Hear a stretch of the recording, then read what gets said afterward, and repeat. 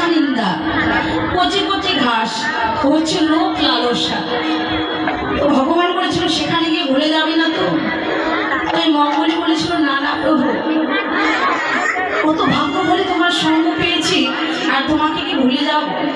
তো যখনই ওই মঙ্গলী গিয়ে বনের মধ্যে ছেড়ে দিল মা, ওই মঙ্গলী কচি কচি ঘাস, ওই কাঁটাটা ঝাড় লোক লালসায় পড়ে আমার ভগবানকে ভুলে গেল। আমার ভগবান বলেছিল মঙ্গলী রে, তুই ওই কাঁটাটা ঝাড়ে ওই কচি কচি ঘাস খেয়ে ওই লোক লালসার মধ্যে যদি তুই আমাকে ভুলে যাস, তথাপিও তো যদি একবার আমার কথা আমার যদি মনে পড়ে তোর, তাহলে তুই যদি আমাকে একবার ডাকার মতো ডাকতে পারিস, আমি তোর ডাকে সাড়া দেবই দেব।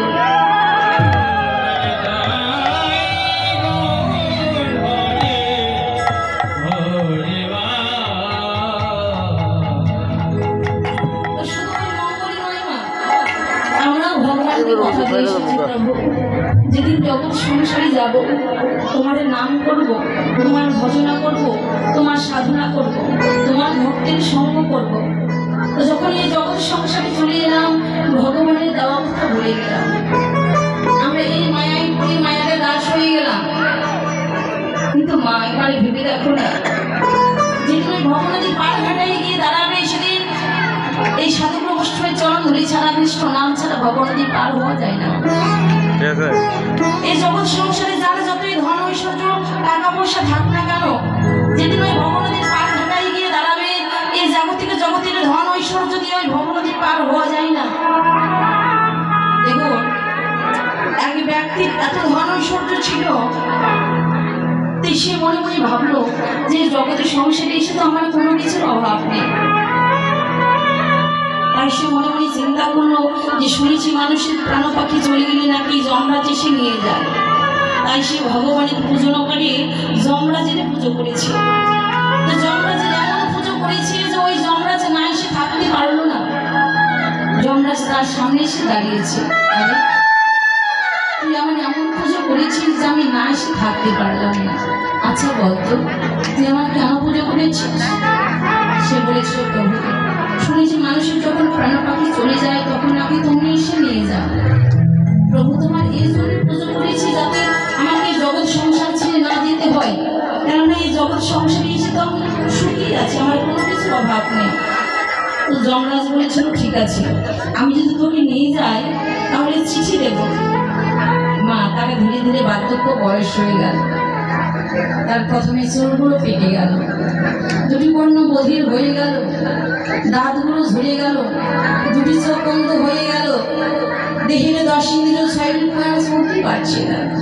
এবার তার যাবার সময় হয়ে গেল। যখন যাবার সময় হয়ে গেল, যমরাজ তাকে নিতে, যখন নিতে এসেছে তার সামনে দাঁড়িয়েছে। এই জাগতিক জগতে অন্ধ ব্যক্তি থাকলেও তার সামনে যদি কেউ এসে দাঁড়ায়, সে কিন্তু অনুভব করতে পারে। তার সামনে যখন যমরাজ এসে দাঁড়িয়েছে, সে বলছে, কেউ আমার সামনে দাঁড়িয়েছে, আমি তো দুটি চোখ দিয়ে কিছু দেখি না। যমরাজ বলছে, আরে আমি যমরাজ, তোকে নিতে এসেছি, চলো তো যাওয়ার সময় হয়ে গেছে।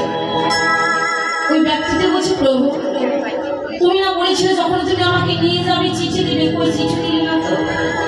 আরে প্রথম চিঠি দিয়েছি যখন তোমার চুলগুলো পেকে গেল, দ্বিতীয় চিঠি দিয়েছি যখন তোর কান দুটি কর্ণ বধির হয়ে গেল, তৃতীয় চিঠি দিয়েছি যখন তোর দাঁতগুলো ঝরে গেল, পঞ্চম চিঠি দিয়েছি যখন, চতুর্থ চিঠি দিয়েছি যখন তোর দুটি চোখ বন্ধ হয়ে গেল, পঞ্চম চিঠি দিয়েছি যখন তোর দেহের 10 ইন্দ্রিয় 6 প্রাণ চলতে পারে না।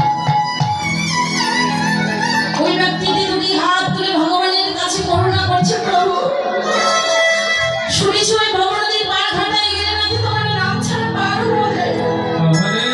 দয়াময়, শুনেছি তোমার ভক্তের কৃপা হলে নাকি তোমার ভক্তের কৃপা ছাড়া নাকি ওই ভগবানের পার হওয়া যায় না। আমি ধন ঐশ্বর্যের মোহে পড়ে একদিনও সাধু সঙ্গ ভক্ত সঙ্গ করলাম না, একদিনও তোমার নাম ভজনা করলাম না। আমার ভগবান তোর জন্ম দেহ পেয়াগে দিন তোমার চরণে মস্তকটা নত করলাম না। আমি তো পাটের সম্মান হতে কিছু করি না। এই দেহ মান অভিমানী আমার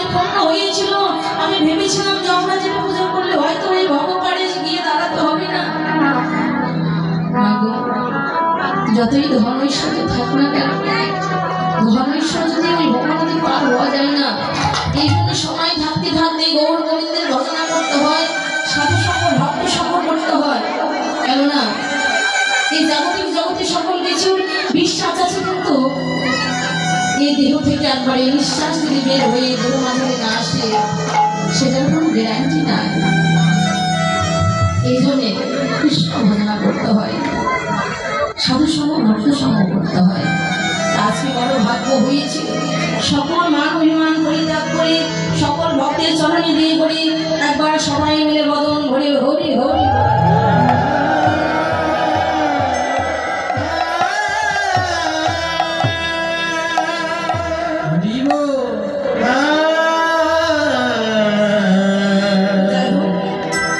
এখন যে পালাটি আপনারা আস্বাদন করবেন সেটি হচ্ছে শ্রীকৃষ্ণের রূপ বর্ণনা।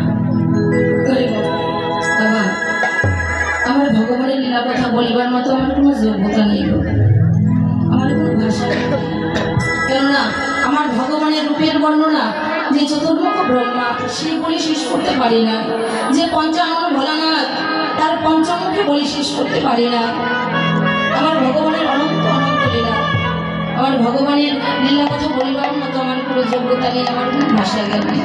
তবে বাহিকে বলো, আপনাদের মতো ভক্তি বাহিকে বলো, আপনারা যেটা আপনি যাহা বলাবেন তাহে আস্বাদন করবেন। আমার পালা পরিবেশনে অনেক ভুল ত্রুটি হবে, রস্যভাস হবে। আপনারা সকলেই নিজের মেয়ে মনে করি, নিজের সন্তান মনে করি, নিজের বোনকে মনে করি, সবার সুন্দর দৃষ্টিতে দেখবেন। আবারও আপনাদের এত চরণে আমার শত সহস্র কোটি ধন্যবাদ প্রণাম। জয়